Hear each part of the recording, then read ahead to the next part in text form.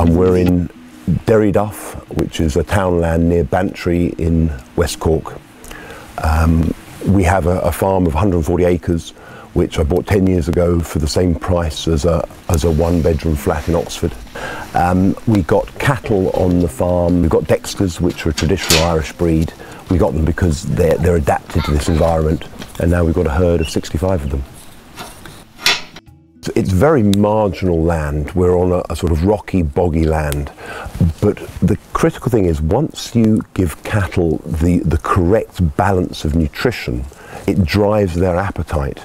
And so in the winter, even though there's no nutrient value other than roughage and energy on the local mountain grass, if we can balance their metabolism and get the right balance of nutrients into them, they get appetite, and so they can get a lot of their energy from that rough mountain grass. And as you saw, they're off up the mountain grazing, and we should be able to carry them up the mountain with no additional energy until January. I first started working in famine in the Band Aid famine in 1985 as a doctor, and since then I've really been one in probably about 30 different famines around the world, all the famines in Africa in the 90s. Spent 10 years developing treatment protocols and methods of treating starving adults, and these adults are like 30% thinner than those who were recovered from the Belsen concentration camps. They're the thinnest people ever recorded. And then I've spent the last 15 years developing community-based nutrition programs, treating severe starvation in people's homes.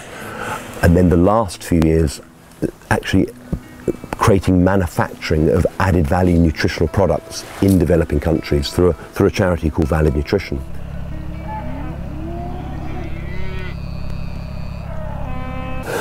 Again, with the sprouting, there's a direct link between what people do for health foods. There's a huge movement now for sprouted wheatgrass in shakes, and what we're doing, giving the cattle sprouted barley.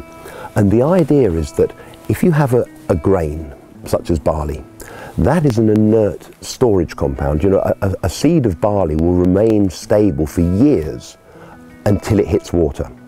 And the reason it remains stable is all the active nutrients that a plant needs to grow, or an animal needs, or a person needs, are locked up in storage compounds.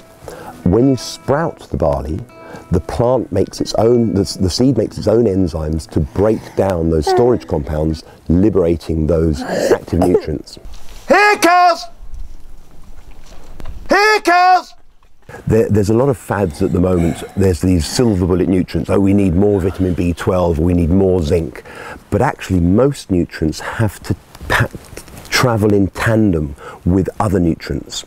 And once you get those balance right, and that's the same in treating severe starvation, the first thing you've got to do is balance the essential nutrients. And once you do that, then a child will get appetite. And it's exactly the same for cattle. Once you give them a balance of nutrients such as zinc, essential amino acids, selenium, they get appetite, and that means that they then will eat the local grass that's available. So it's a very similar concept. There's been a huge change in the land of the farm. We started with very rough, marginal land, but through using the cattle to both surface plough the land and to fertilise it with their manure, we then seed with a high clover grass mix, and we're converting rough, marginal land into clover pasture. And the great thing is the product of that conversion is free-range organic beef.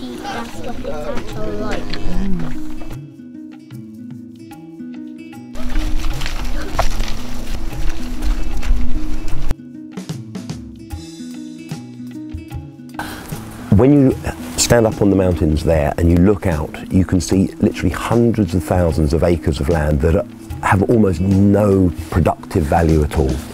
And we've shown that we can take that marginal land, and through the use of animal husbandry methods, using the sprouted grain and moving the feeder and surface ploughing with the cattle, we can convert that to clover pasture that is not only way more productive, but it also has actually more biodiversity in it.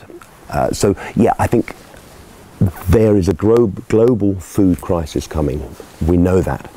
And Ireland is not going to be able to ignore huge areas of potentially productive land.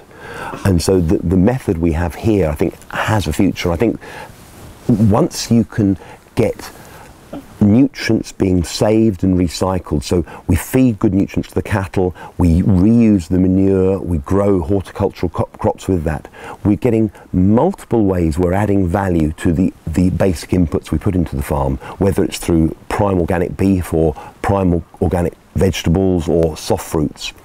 And I think many farmers with marginal land could find they could make their farms far more productive from this system, at the same time adding huge value to their holding, taking land, marginal mountain land that might be only worth €500 an acre, and converting into clover pasture, which is worth many thousands an acre. So it's a win-win all round, and the end product is much better quality food.